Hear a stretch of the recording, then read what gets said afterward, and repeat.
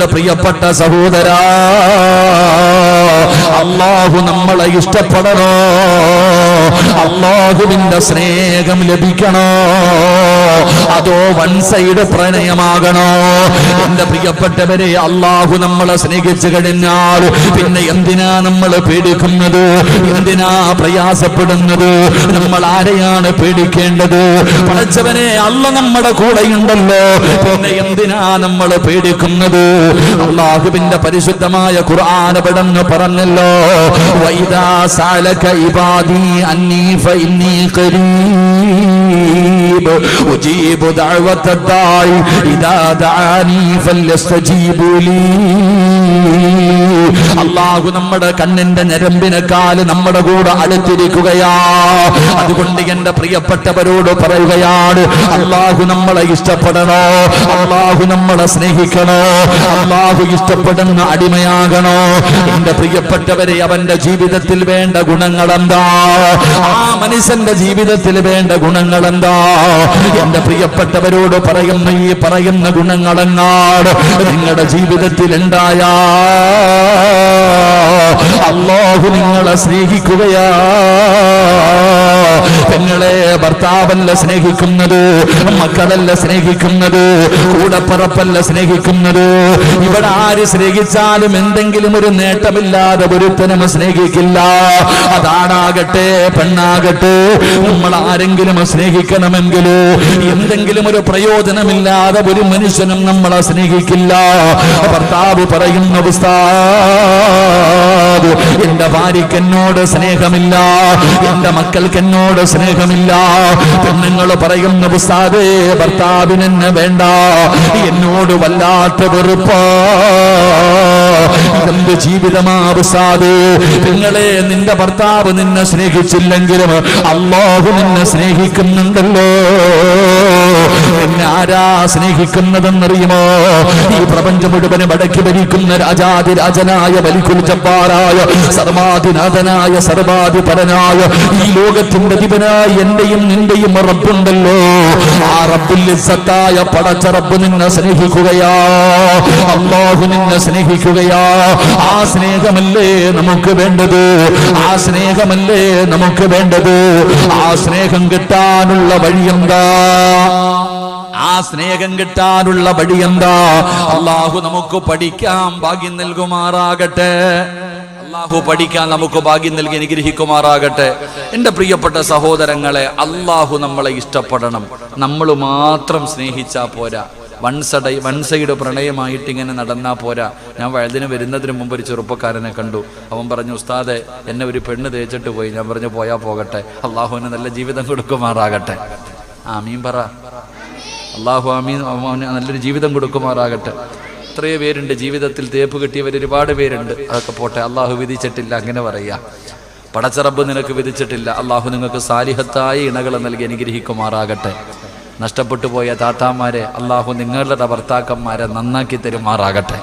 എൻ്റെ പ്രിയപ്പെട്ട സഹോദരങ്ങൾ, അതുകൊണ്ട് അല്ലാഹു നമ്മളെ സ്നേഹിക്കണം. അല്ലാഹു സ്നേഹിക്കുന്ന കൂട്ടത്തിൽ പെടുത്തുമാറാകട്ടെ.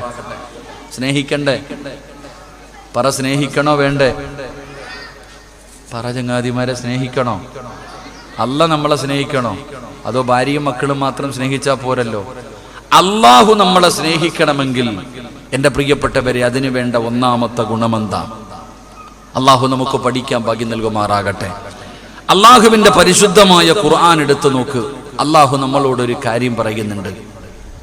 അല്ലാഹുവിന്റെ വിശുദ്ധമായ ഖുർആൻ എടുത്തു നോക്ക്, നമുക്ക് പഠിക്കാം. അല്ലാഹു ഇഷ്ടപ്പെടുന്ന ഒന്നാമത്തെ വിഭാഗമാരാ? അല്ലാഹു ഇഷ്ടപ്പെടുന്ന ഒന്നാമത്തെ വിഭാഗമാരാ? എന്റെ പ്രിയപ്പെട്ട സഹോദരങ്ങളെ, സഹോദരിമാരെ, അല്ലാഹുവിന്റെ പരിശുദ്ധമായ ഖുർആൻ പറയുകയാ. അല്ലാഹുവിന്റെ ഖുർആൻ പറയുന്നു, ഫബിമാ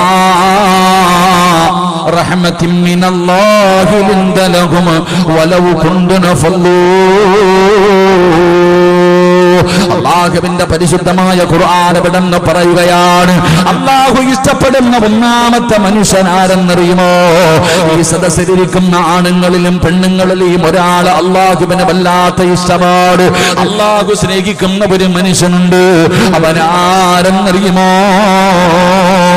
അല്ലാഹുവിന്റെ ഖുർആൻ പറയുകയാ ഫൈദാ അസംതും ഫതവക്കൽ അലല്ലാഹ് ഇന്നല്ലാഹ യുഹിബ്ബുൽ മുതവക്കിലീൻ. അല്ലാഹു ഇഷ്ടപ്പെടുന്ന ഒരു വിഭാഗത്തെ കുറിച്ച് അല്ലാഹു തന്നെ പറയുകയാ. പരിശുദ്ധമായ ഖുർആൻ പറയുകയാ ഫൈദാ അസംതും ഫതവക്കൽ അലല്ലാഹ് ഇന്നല്ലാഹ യുഹിബ്ബുൽ മുതവക്കിലീൻ. അല്ലാഹു ഇഷ്ടപ്പെടുന്ന ഒരു വിഭാഗമാരെന്നറിയുമോ? അല്ലാഹുവേ അവന്റെ കാര്യങ്ങൾ മുഴുവനും അല്ലാഹുവിൽ പരമേൽപ്പിക്കുന്നവരുണ്ടല്ലോ. അവന്റെ ജീവിതത്തിലെ പ്രയാസമാകട്ടെ, ദുഃഖമാകട്ടെ, ദുരിതമാകട്ടെ, വേദനയാകട്ടെ, കടമാകട്ടെ, രോഗമാകട്ടെ, മനസമാധാനമാകട്ടെ, അവന്റെ ജീവിതത്തിൽ എന്ത് പ്രയാസമുണ്ടായാലും പ്രതിസന്ധി ഉണ്ടായാലും അവന്റെ കാര്യങ്ങൾ മുഴുവനും ആരെയാണ് ഏൽപ്പിക്കുന്നത്? ഈ പ്രപഞ്ചത്തിന്റെ അധിപനായ പടച്ച റബ്ബിനോട്. തവക്കൽതു അലല്ലാഹ് എന്ന് പറയുന്നവനുണ്ടല്ലോ. ഈ ലോകത്തിന്റെ അധിപനായ അല്ലാഹ് അവനെ ഇഷ്ടപ്പെടുന്നു എന്ന് വിശുദ്ധമായ ഖുർആൻ. അല്ലാഹുവിന്റെ ഖുർആൻ പറയുകയാ, ആരാണോ തവക്കൽതു അലല്ലാഹ് എന്ന് പറയുന്നത് അവനെ അല്ലാഹു ഇഷ്ടപ്പെടുന്നു എന്ന് അല്ലാഹുവിന്റെ വിശുദ്ധ ഖുർആൻ. അല്ലാഹു ഈമാൻ നൽകുമാറാകട്ടെ, അല്ലാഹു ഈമാൻ നൽകുമാറാകട്ടെ. എന്തു പറയുന്നവനെ? ഉറക്കെ പറഞ്ഞാതി. എന്തു പറയുന്നവനെ? എന്തു പറയുന്നവനെ? ഒന്ന് പറഞ്ഞ് തവക്കൽതു അലല്ലാഹ്. എന്താ ഈ തവക്കൽതു അലല്ലാഹ് എന്ന് പറഞ്ഞ? ചിലരുടെ വീടിന്റെ മുന്നിൽ എഴുതി വെച്ചിട്ടുണ്ട് തവക്കൽതു അലല്ലാഹ്. റൂമിനകത്ത് എഴുതി വെച്ചിട്ടുണ്ട് തവക്കൽതു അലല്ലാഹ്. ചില വണ്ടിയുടെ പേര് തന്നെ തവക്കൽതു അലല്ലാഹ്. എന്താ തവക്കൽതു അലല്ലാഹ് എന്ന് പറഞ്ഞ? നമ്മൾ മനസ്സിലാക്കണം എന്താണ് തവക്കൽതു അലല്ലാഹ്. പറയാറുണ്ട് ചിലര്, അതിന്റെ അർത്ഥം എന്താന്ന് പോലും ആ പാവത്തിന് അറിയില്ല. എന്തിനാണ് തവക്കൽതു അലല്ലാഹ് എന്ന് പറയുന്നത്? ഇത് പറയുന്നത് കൊണ്ടുള്ള പ്രയോജനം എന്താ? ഇത് പറയാതിരുന്നാൽ ഉണ്ടാകുന്ന നഷ്ടമെന്താ? നമ്മൾ ആരും പഠിക്കാറില്ല, നമ്മൾ ആരും അത് മനസ്സിലാക്കാറില്ല. എന്റെ പ്രിയപ്പെട്ട സഹോദരങ്ങളെ, തവക്കൽതു അലല്ലാഹ് എന്ന് പറയണമെന്ന് പറഞ്ഞതാരാ? അള്ളയാ പറഞ്ഞേ. എടാ നീ തവക്കൽതു അലല്ലാഹ് എന്ന് പറയണമെന്ന് പറഞ്ഞതാരാ? എന്റെ പ്രിയപ്പെട്ടവരെ, പള്ളിയിലെ ഉസ്താദന്മാര് പറഞ്ഞതല്ല. പിന്നെ ആരാ തവക്കൽതു അലല്ലാഹ് എന്ന് പറയണമെന്ന് പറഞ്ഞതെന്നറിയുമോ? ഈ ലോകത്തിന്റെ അധിപനായ പടച്ച റബ്ബാ, ഈ ലോകത്തിന്റെ അധിപനായ പടച്ച റബ്ബാ, നിങ്ങൾ ആരോടാണ് തവക്കൽതു അലല്ലാഹ് എന്ന് പറയേണ്ടത്? അല്ലാഹുവിന്റെ വിശുദ്ധമായ ഖുർആൻ പറയുകയാണ്, വതവക്കൽ അലൽ ഹയ്യില്ലദീ ലാ യമൂത് വസബ്ബിഹു ബിഹംദിഹി വകഫാ ബിഹി ബിദുനൂബി ഇബാദിഹി ഖബീറാ. നിങ്ങൾ ആരോടാണ് തവക്കൽതു അലല്ലാഹ് എന്ന് പറയേണ്ടത്?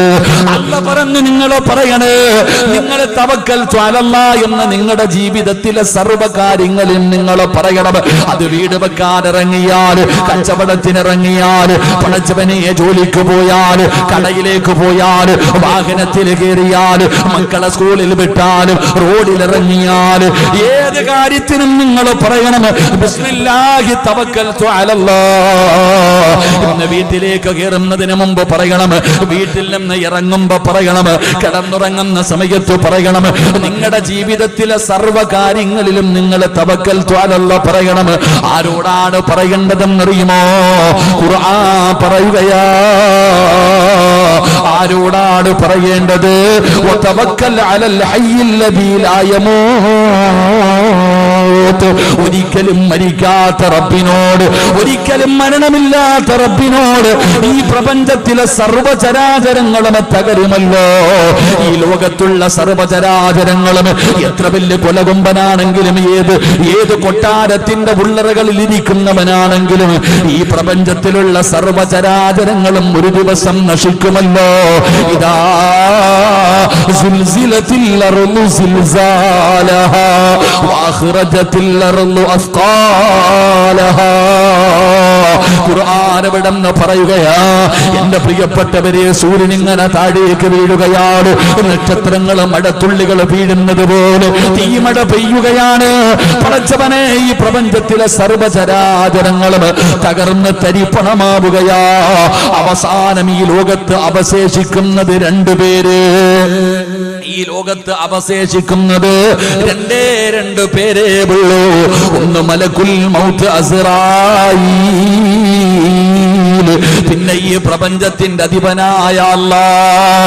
അങ്ങനെ രണ്ടുപേര് മാത്രമാണ് അവശേഷിക്കുന്നത്. അല്ലാഹു ചോദിക്കുന്നു, അസ്റായീലേ, ഇനി ആരാ പോകേണ്ടത്? ഇനി ആരാ പോകേണ്ടത്? അല്ലാഹുവേ, ഞാനാണ് പടച്ചവനെ, ഞാനാണ് പടച്ചവനെ. അസ്റായീലും അങ്ങനെ മരിക്കുകയാ. അല്ലാഹു മാത്രമല്ലേ ഈ ദുനിയാവിലുള്ളൂ. ഈ പ്രപഞ്ചത്തിൽ മരണമില്ലാതെ ഇരിക്കുന്ന ഏക വ്യക്തി അല്ലാഹുവാ. അതുകൊണ്ട് നിന്റെ കാര്യങ്ങൾ ഏൽപ്പിക്കേണ്ടത് ആ പടച്ച റബ്ബിനെയാണ്. ആ റബ്ബിന്റെ കയ്യിലാണ് നിന്റെ കാര്യങ്ങൾ ഏൽപ്പിക്കേണ്ടത്. ഇത് അല്ലാഹുവിന്റെ ഖുർആൻ പറയുകയാ. ഒരിക്കലും മരണം ബാധിക്കാത്തവനായ, എന്നും എന്നും ജീവിച്ചിരിക്കുന്നവനായ പടച്ച റബ്ബിനെയാണ് നീ നിന്റെ കാര്യങ്ങൾ ഏൽപ്പിക്കേണ്ടത്.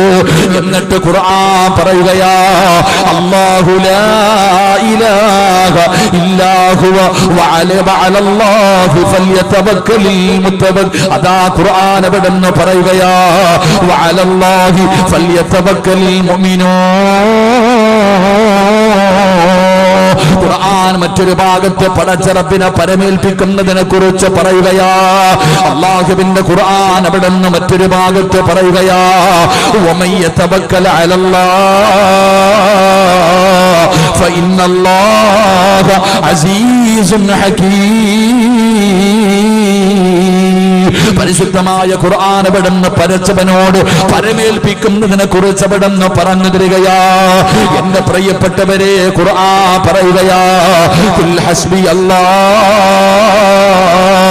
അലൈഹി യതവക്കലിൽ മുതവക്കിലൂൻ. ഖുർആനിന്റെ ഒരുപാട് ഭാഗങ്ങളിൽ പടച്ച റബ്ബ് തവക്കൽതു അലല്ലാഹ് പറയുന്നതിനെ കുറിച്ച് പറഞ്ഞു തരികയാ. എന്റെ പ്രിയപ്പെട്ടവരെ, ഖുർആനിൽ മാത്രമല്ല, മഹാനായ നബി മുഹമ്മദ് മുസ്തഫ സല്ലല്ലാഹു അലൈഹി വസല്ലമ തങ്ങൾ പറയുകയാണ്, അല്ലാഹുവിന്റെ പ്രവാചകനും നമുക്ക് പഠിപ്പിച്ചു തരുന്നുണ്ട്. എന്റെ പ്രിയപ്പെട്ടവരെ, പ്രവാചകന്മാരുടെ ചരിത്രങ്ങൾ എടുത്തു നോക്കൂ. പ്രവാചകന്മാരുടെ ചരിത്രങ്ങൾ എടുത്തു നോക്കൂ. എല്ലാ പ്രവാചകന്മാരും അല്ലാഹുവിലേക്ക് അവരുടെ കാര്യങ്ങൾ പരമേൽപ്പിച്ചവരാ. അതുകൊണ്ട് ഖുർആൻ നമ്മളോട് പറഞ്ഞു തരികയാ, നിങ്ങളുടെ കാര്യങ്ങൾ നിങ്ങൾ അല്ലാഹുവിനെ പരമേൽപ്പിക്കണേ. ജീവിതത്തിൽ തവക്കൽതു അലല്ലാഹ്, അത് വീട്ടിൽ എഴുതി വെക്കാറുള്ളതല്ല. അത് പടച്ചവനെ വാഹനത്തിൽ എഴുതി വെക്കാറുള്ളതല്ല. അത് നിന്റെ വാഹനത്തിന്റെ പേരാക്കാനുള്ളതല്ല. അത് പറയാറുള്ളതാ. അത് പറയാറുള്ളതാ. എപ്പോഴാണ് പറയേണ്ടതെന്നറിയുമോ? പറഞ്ഞാ കിട്ടുന്ന പ്രതിഫലമറിയുമോ? പറയാതിരുന്ന വരുന്ന നഷ്ടമെന്തെന്നറിയുമോ? നീ പറയുന്ന വാക്കിന്റെ അർത്ഥമെന്തെന്നറിയുമോ? അല്ലാഹു പഠിക്കാൻ ഭാഗ്യം നൽകുമാറാകട്ടെ. എന്റെ പ്രിയപ്പെട്ടവരെ, നമ്മളൊക്കെ പറയാറുണ്ട് തവക്കൽതു അലല്ലാഹ്. അല്ലാഹു പറയാൻ ഭാഗ്യം തരുമാറാകട്ടെ. അല്ലാഹു പറയാൻ ഭാഗ്യം തരുമാറാകട്ടെ. എന്റെ പ്രിയപ്പെട്ട സഹോദരങ്ങളെ, തവക്കൽതു അലല്ലാഹ് എന്ന് പറയുന്നത് നമ്മുടെ നാവിന്റെ തുമ്പിൽ എപ്പോഴും വേണം. ഏത് കാര്യം പറയുമ്പോഴും ബിസ്മില്ലാഹി തവക്കൽതു അലല്ലാഹ്. വീട് വെക്കാൻ ഇറങ്ങാ, തവക്കൽതു അലല്ലാഹ്. മക്കളെ കെട്ടിക്കാൻ ഇറങ്ങാ, തവക്കൽതു അലല്ലാഹ്. കച്ചവടത്തിന് പോകുന്നു, തവക്കൽതു അലല്ലാഹ്. ബിസിനസ് തുടങ്ങുന്നു, തവക്കൽതു അലല്ലാഹ്. സ്കൂളിൽ പോകുന്നു, തവക്കൽതു അലല്ലാഹ്. റോഡിൽ ഇറങ്ങുന്നു, തവക്കൽതു അലല്ലാഹ്. എല്ലാ വിഷയത്തിലും തവക്കൽതു അലല്ലാഹ്. അല്ലാഹു നമുക്ക് ഈമാൻ നൽകുമാറാകട്ടെ. ഉറക്കപ്പുറ അല്ലാഹു ഈമാൻ നൽകുമാറാകട്ടെ. ഇത് പറഞ്ഞാൽ കിട്ടുന്ന പ്രതിഫലം എന്താ? ഇത് ചുമ്മാതിങ്ങനെ തവക്കൽതു അലല്ലാഹ് തവക്കൽതു അലല്ലാഹ് എന്ന് സ്റ്റിക്കർ ഒട്ടിക്കാനുള്ളതല്ല. ഇതൊരു മനുഷ്യൻ പറഞ്ഞാൽ ആ മനുഷ്യന് കിട്ടുന്ന പ്രതിഫലം എന്താ? ഇനിയെങ്കിലും പഠിച്ചു വെച്ചോ. അല്ലാഹു നമുക്ക് ഭാഗ്യം തരുമാറാകട്ടെ. ഒന്നാമത്തെ പ്രതിഫലം, ആരാണോ തവക്കൽതു അലല്ലാഹ് എന്ന് പറയുന്നത് അവനെ അള്ളാഹു ഇഷ്ടപ്പെടുമെന്ന് നബി മുഹമ്മദ് മുസ്തഫ സല്ലല്ലാഹു അലൈഹി വസല്ലമ തങ്ങൾ പറയുകയാ, എന്റെ പ്രിയപ്പെട്ടവരെ, ആരാണോ തവക്കൽതു അലല്ലാഹ് എന്ന് പറയുന്നത്, ആ മനുഷ്യനെ ഈ പ്രപഞ്ചത്തിന്റെ അധിപനായ പടച്ച റബ്ബുണ്ടല്ലോ, അവൻ അള്ളാഹു അവനെ വല്ലാതെ ഇഷ്ടപ്പെടുകയാ. അള്ളാഹു ഒരു മനുഷ്യനെ ഇഷ്ടപ്പെടുകയാ. അള്ളാഹു ഇഷ്ടപ്പെട്ട് കഴിഞ്ഞാൽ, ഒരാൾ അള്ള ഇഷ്ടപ്പെട്ട് കഴിഞ്ഞാ പടച്ചവനെ പിന്നെ അവന് രക്ഷപ്പെട്ടല്ലോ, അവന് യാതൊരു പേടിയും വേണ്ടല്ലോ, അവന് യാതൊരു പ്രയാസവും വേണ്ടല്ലോ. ഒരു മനുഷ്യന്റെ ഹൃദയത്തിന്റെ അകത്ത് അള്ള കയറി കഴിഞ്ഞാൽ, മഹാനായ ഖലീലുല്ലാഹി ഇബ്രാഹിം നബി അലൈഹിസ്സലാമിന്റെ ചരിത്രം അറിയുമല്ലോ. പിന്നെ വല്ലാത്ത ഒരു ഈമാനാണ്, പിന്നെ വല്ലാത്ത ഒരു ധൈര്യമാണ്. പടച്ചവനെ അവന്റെ കയ്യും കണ്ണും കാലുമെല്ലാം അല്ലാഹു ആകുകയാ. എന്റെ പ്രിയപ്പെട്ടവരെ, ഇബ്രാഹിം നബിയുടെ ചരിത്രം അറിയുമോ? വിഗ്രഹങ്ങളെ തകർത്തതിന്റെ പേരിൽ മദ്രസയിൽ പഠിച്ചിട്ടുണ്ടല്ലോ. ഇബ്രാഹിം നബി അലൈഹിസ്സലാമിനെ നമ്രൂദിന്റെ അനുയായികൾ വന്ന് പിടിച്ചു കെട്ടുകയാണ്. ഇബ്രാഹിം എന്ന് പറയുന്ന ചെറുപ്പക്കാരന് പ്രവാചകനായിട്ടില്ല. പടച്ചവനെ അവിടെ നിന്ന് പിടിച്ചു കെട്ടുകയാണ്. ഇബ്രാഹിം നബി അലൈഹിസ്സലാമിനെ അവിടെ നിന്ന് കൊണ്ടുപോവുകയാ. എന്നിട്ട് എല്ലാവരും കൂടെ തീരുമാനിച്ചു, ഇബ്രാഹിമിനൊരു വലിയ ശിക്ഷ കൊടുക്കണം, എല്ലാവർക്കും മാതൃകയാകുന്ന രീതിയിലുള്ള ഒരു ശിക്ഷ കൊടുക്കണം. ഇബ്രാഹിം നബിക്ക് അവർ കൊടുത്ത ശിക്ഷ എന്തെന്നറിയുമോ? അല്ലാഹുവേ പ്രബോധനവുമായിട്ട് ഇബ്രാഹിം നബി ഇറങ്ങിയപ്പോ, വിഗ്രഹങ്ങളെ തകർത്ത് കളഞ്ഞപ്പോ, ഇബ്രാഹിം നബിയെ കൊല്ലുന്നതിന് വേണ്ടി അവർ തീരുമാനിച്ചത് എന്തെന്നറിയുമോ? ഒരു വലിയ ഒരു കുഴിയെടുക്കുകയാണ്, ഒരു ഭയാനകമായ ഒരു വലിയ കുഴിയെടുക്കുകയാണ്. എന്നിട്ട് ആ കുഴിക്കകത്ത് മുഴുവനും വിറകിട്ട് തീ നിറയ്ക്കുകയാ. ഒരു ഭയാനകമായ തീക്കുണ്ടാരമുണ്ടാക്കുകയാണ്, ഒരു ഭയാനകമായ തീക്കുണ്ടാരമുണ്ടാക്കുകയാണ്. അല്ലാ, ചരിത്രം പറയുകയാ, ഒരാൾക്ക് പോലും അതിന്റെ അടുത്തേക്ക് പോലും പോകാൻ കഴിയുന്നില്ല. ആകാശത്തിലൂടെ പറന്നു പോകുന്ന പറവകൾ പോലും ആ തീയുടെ മുകളിലൂടെ പറന്നു പോകുമ്പോ ചൂട് സഹിക്കാൻ കഴിയാതെ കരിഞ്ഞു വീഴുകയാ. അത്രയും ഭയാനകമായ ഒരു തീക്കുണ്ടാരമുണ്ടാക്കി മഹാനായ ഇബ്രാഹിം നബി അലൈഹിസ്സലാമിനെ ഇടാറ്. എന്നിട്ട് അതാ ഉയരമുള്ള ഒരു സ്ഥലത്ത് കയറ്റി നിർത്തിയിരിക്കുകയാണ്. ഇബ്രാഹിം നബിയുടെ കൈകാലുകൾ കെട്ടി എന്നിട്ടൊരു അമ്പ് തയ്യാറാക്കുകയാണ്. ആ തീയിലേക്ക് ഇബ്രാഹിം നബിയെ എഴുതിടാൻ ഒരമ്പും ബില്ലും തയ്യാറാക്കി ഇബ്രാഹിം നബിയെ കെട്ടി നിർത്തിയിരിക്കുകയാണ്. വലിച്ചിങ്ങനെ തീക്കുണ്ടാരത്തിലേക്ക് ഇടാൻ, അങ്ങനെ ഭയാനകമായ തീക്കുണ്ടാരത്തിലേക്ക് വലിച്ചെറിയുന്നതിന് വേണ്ടി ഇബ്രാഹിം നബിയെ റെഡിയാക്കി നിർത്തിയിരിക്കുകയാ. അപ്പോഴാണ് വരുന്നത് മുഖറബുൽ അംലാക്ക് മലക്ക് ജിബ്രീൽ അലൈഹിസ്സലാം കടന്നു വരികയാ. ജിബ്രീൽ എന്ന് പറയുന്ന മലക്ക് കടന്നു വരികയാ. മൂസ നബിയേ, ഒന്ന് അനുവാദം തരുമോ? ഞാൻ രക്ഷപ്പെടുത്താൻ നബിയേ, ഈ തീ ഞാൻ അണച്ചു കളയാൻ നബിയേ, ഞാൻ അങ്ങയെ സഹായിക്കട്ടെ. ആ സമയത്താണ് അല്ലാഹുവേ മൂസാ നബി പറയുന്ന, ജിബ്രീലേ, എനിക്ക് നിന്റെ സഹായം വേണ്ട, എനിക്ക് നിന്റെ സഹായം വേണ്ട. എന്നെ പടച്ച റബ്ബുണ്ടല്ലോ, എന്റെ നാഥനുണ്ടല്ലോ, ആ പടച്ച റബ്ബിനറിയാ എന്നെ രക്ഷപ്പെടുത്താൻ. എനിക്ക് നിന്റെ സഹായം വേണ്ട, എന്റെ കാര്യം നോക്കാൻ എന്റെ റബ്ബുണ്ടല്ലോ, ആ റബ്ബിനറിയാ എന്നെ രക്ഷപ്പെടുത്താ. പടച്ചവനെ, നമ്രൂദിന്റെ തീക്കുണ്ടാരത്തിലേക്ക് അതാ ഉല്ലാസ യാത്രയ്ക്ക് പോയ ഇബ്രാഹിം നബിയുടെ ചരിത്രം ഖുർആൻ പറയുകയാ. ഖുൽയാ നാറുകൂനി ബർദൻ വസലാമൻ അലാ ഇബ്രാഹിം. അതാ ഇബ്രാഹിം നബി അവിടെ നിന്ന് പറഞ്ഞ വാക്കെന്തെന്നറിയുമോ? ഹസ്ബി അല്ലാഹ്, ഹസ്ബി അല്ലാഹ്. എന്റെ പ്രിയപ്പെട്ടവരെ, നമ്രൂദിന്റെ തീക്കുണ്ടാരത്തിലേക്ക് കടന്നുപോയി. പടച്ചവനെ, അതാ മാസങ്ങൾ കഴിഞ്ഞു. ഇബ്രാഹിം നബി അലൈഹിസ്സലാമിന്റെ ശരീരത്തിലെ ഒരു രോമം പോലും കരിയാതെ, ശരീരത്തിലെ ഒരു രോമം പോലും കരയാതെ ഇബ്രാഹിം നബി ആ തീക്കുണ്ടാരത്തിൽ നിന്ന് ദിവസങ്ങൾ കഴിഞ്ഞ്, ആഴ്ചകൾ കഴിഞ്ഞു, അതിനകത്ത് നിന്ന് എഴുന്നേറ്റ് വന്നു എന്ന് ചരിത്രം പറയുമ്പോ, അള്ളാഹു ഇഷ്ടപ്പെട്ട് കഴിഞ്ഞാൽ അങ്ങനെയാ. തവക്കൽതു അലല്ലാഹ് എന്ന് പറഞ്ഞാ പിന്നെ അങ്ങനാ. അള്ളാഹുവിന് അവനെ വല്ലാത്ത ഇഷ്ടമാ. എന്റെ പ്രിയപ്പെട്ട പെങ്ങളെ, ജീവിതത്തില് പ്രയാസം വരുമ്പോ, ജീവിതത്തില് ദുഃഖം വരുമ്പോ, കുത്തുവാക്കും പരിഹാസങ്ങളും അപവാദങ്ങളും ജീവിതത്തിൽ കേൾക്കുമ്പോ തകർന്നു പോകല്ലേ, പതറിപ്പോകല്ലേ. പഠിച്ചോ, ഹസ്ബുനല്ലാഹു നിഅമൽ വകീൽ നിഅമൽ മൗലാ വനിഅമൻ നസീർ. ഈ ദിക്ർ നിന്റെ ജീവിതത്തിൽ ഉപകാരപ്പെടുന്നതാ. ഈ ദിക്ർ നിങ്ങളുടെ ജീവിതത്തിൽ ഉപകാരപ്പെടുന്നതാ.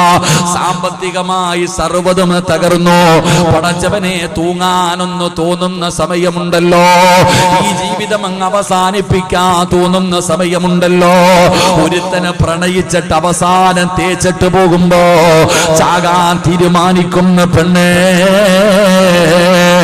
ഭർത്താവ് തലാക്ക് ചൊല്ലിയിട്ട് പോകുമ്പോ ജീവിതം അവസാനിപ്പിക്കണമെന്ന് തോന്നുന്ന പെണ്ണേ, നാട്ടുകാരും കുടുംബക്കാരും നീ ചെയ്യാത്ത തെറ്റിന്റെ പേരില് നിന്നെ എല്ലാവരും വേദനിപ്പിക്കുമ്പോ ഈ ജീവിതം അവസാനിപ്പിക്കണമെന്ന് തോന്നുന്ന പെങ്ങള്, നാട്ടുകാര് മുഴുവനും പരിഹസിക്കുമ്പോ അപവാദങ്ങളും പരിഹാസങ്ങളും കേട്ട് മടുത്ത് ജീവിതം അവസാനിപ്പിക്കാൻ തോന്നുമ്പോ വീടിനകത്ത് ഒതുപെടുത്തിട്ടും ഇരിക്കണം, വീടിനകത്ത് ഒതുപെടുത്തിട്ടും ഇരിക്കണം.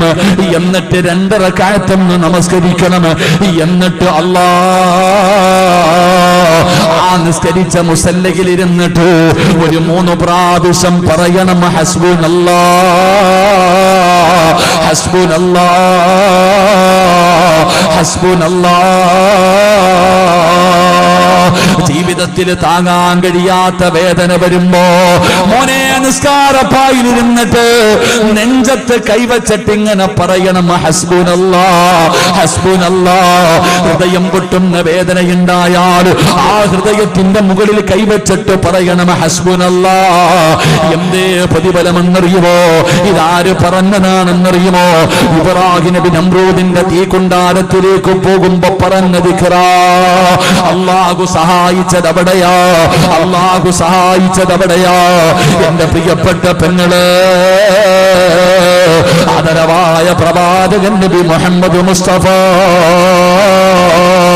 സല്ലല്ലാഹു അലൈഹി വസല്ലമ തങ്ങളുടെ പ്രിയപ്പെട്ട ഭാര്യയാണ് മഹദി ആയിഷ.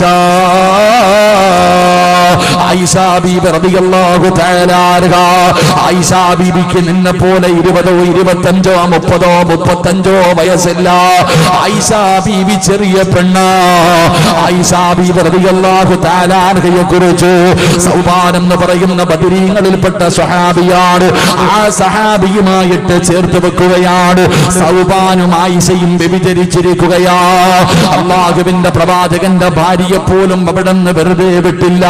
പിന്നെയല്ലേ പള്ളിക്കരയിലെ പെണ്ണ്, നിന്നെ കുറിച്ച് നാട്ടുകാര് പറയുമ്പോ തകർന്നു പോകരുത്.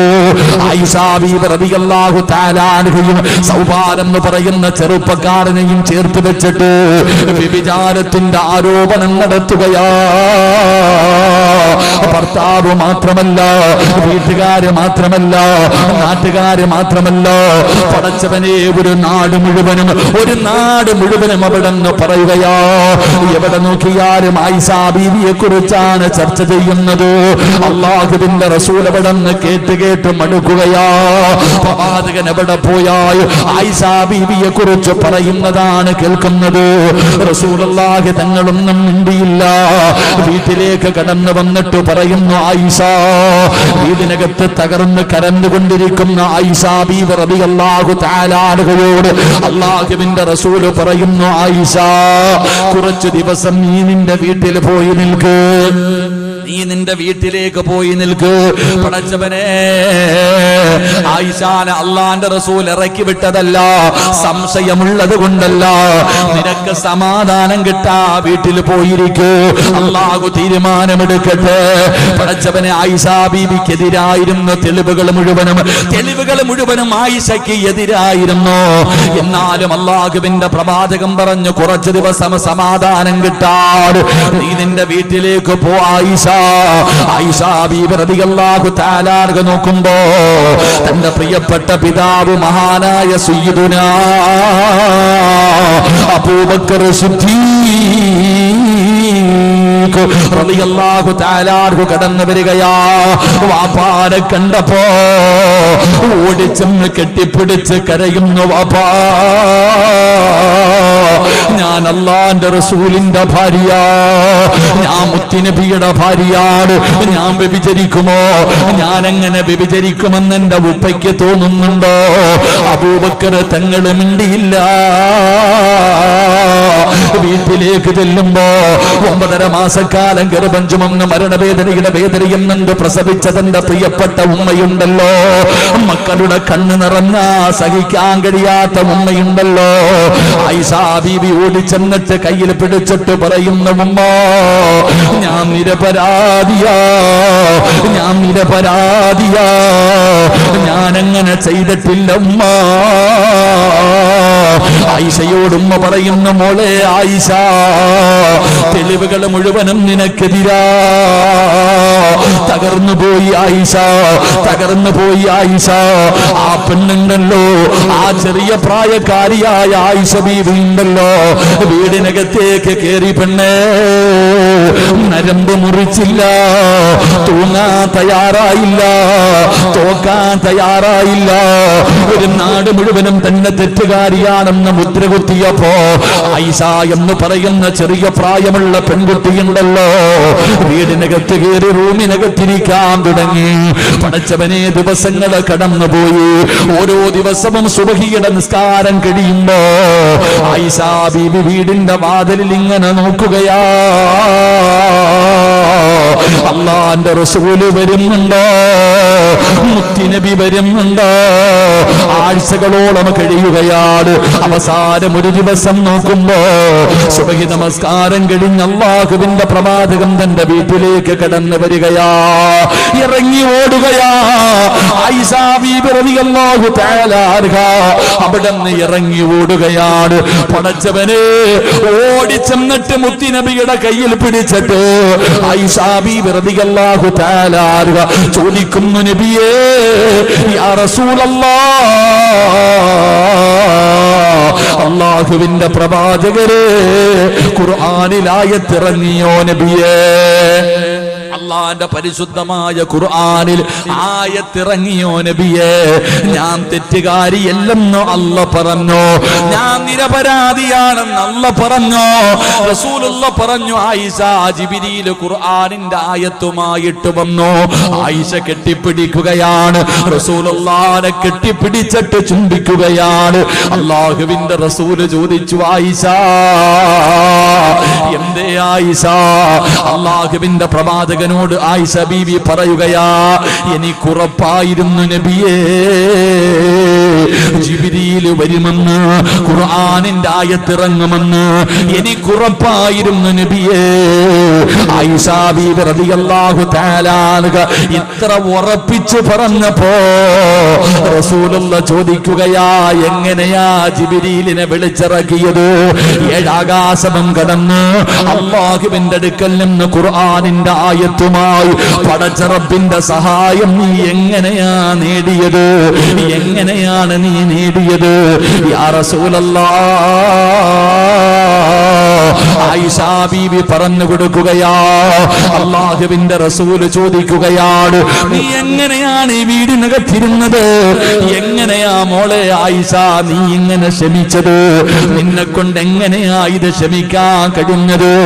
എല്ലാവരും ഒറ്റപ്പെടുത്തിയപ്പോ എങ്ങനെയാണ് നീ പിടിച്ചു നിന്നത്? ആ സമയത്താണ് ആയിഷ ബീവി പറയുന്നു, യാ റസൂലല്ലാഹ്, നിസ്കാരപ്പായിലിരുന്നിട്ട് ഞാൻ പറഞ്ഞത് ഒരേ ഒരു ദിക്റാണ് നബിയേ. നെഞ്ചു പൊട്ടുമ്പോ, കണ്ണ് നിറയുമ്പോ, സഹിക്കാൻ കഴിയാതെ വരുമ്പോ, കണ്ണിലൂടെ കണ്ണുനീരൊഴുകുമ്പോ ഞാൻ പറഞ്ഞത് എന്തെന്നറിയുമോ? ഹസ്ബുനല്ലാഹ്, ഹസ്ബുനല്ലാഹ്, എനിക്കല്ല മതി, എനിക്കല്ല മതി. ആയിഷ ബീവി റളിയല്ലാഹു തആല നിസ്കാരപ്പായിലിരുന്നിട്ട് പറഞ്ഞത് ഹസ്ബുനല്ലാഹു നിഅമൽ വകീൽ, നിഅമൽ മൗലാ വനിഅമൻ നസീർ. പറഞ്ഞത് ഈ ദിക്റായിരുന്നു, പറഞ്ഞത് ഈ ദിക്റായിരുന്നു. അതുകൊണ്ട് പഠിച്ചു വെച്ചോ, ഒരാളുടെ ഹൃദയത്തിൽ അല്ല കേറിക്കഴിഞ്ഞാൽ, അല്ല ഒരാളെ ഇഷ്ടപ്പെട്ട് കഴിഞ്ഞാ, എന്റെ പ്രിയപ്പെട്ടവരെ, തവക്കൽതു അലല്ലാഹ് പറയുന്ന മനുഷ്യന് കിട്ടുന്ന ഒന്നാമത്തെ പ്രതിഫലം എന്തെന്നറിയുമോ? അവനെ അല്ലാഹു ഇഷ്ടപ്പെടുമെന്ന് അല്ലാഹുവിന്റെ വിശുദ്ധ ഖുർആൻ എവിടെന്ന് പറയുകയാ, അല്ലാഹുവിന്റെ ഖുർആൻ എവിടെന്ന് പറയുകയാ. അതുകൊണ്ട് തവക്കൽതു അലല്ലാഹ് എന്ന് പറഞ്ഞ അല്ലാഹു തരുന്ന ഒന്നാമത്തെ പ്രതിഫലം, അല്ല നിന്നെ ഇഷ്ടപ്പെടുന്നുണ്ട്, അല്ലാഹു നിന്നെ സ്നേഹിക്കുന്നുണ്ട്. രണ്ടാമത്തെ കാര്യം എന്തെന്നറിയുമോ? ومن يتوكل على الله فهو حسبه إن الله بالغ أمره قد جعل الله لكل شيء قدرا. പരിശുദ്ധമായ ഖുർആൻ പറയുകയാ, പടച്ച റബ്ബ് നിന്റെ കൂടെയുണ്ടല്ലോ. എന്തിനാ മനുഷ്യ നീ എന്തിനാ പേടിക്കുന്നത്? അല്ല നിന്റെ കൂടെയുണ്ടെങ്കിൽ എന്റെ പ്രിയപ്പെട്ടവരെ, നമ്മൾ എന്തിനാ ഭയപ്പെടുന്നത്? ഈ പ്രപഞ്ചത്തിന്റെ അധിപനായ പടച്ച റബ്ബുണ്ടല്ലോ, നമ്മുടെ കൂടെ ഉണ്ടെങ്കിൽ പടച്ചവനെ നമ്മൾ എന്തിനാ പേടിക്കുന്നത്? നമ്മൾക്ക് അധികാരമില്ല, നമ്മൾക്ക് ആൾബലമില്ല, പടച്ചവനെ നമുക്ക് ഒത്തൊരുമയില്ല, ഒന്നുമില്ലെങ്കിലും നീ എന്തിനാ പേടിക്കുന്നത്? അല്ല നിന്റെ കൂടെയുണ്ടല്ലോ.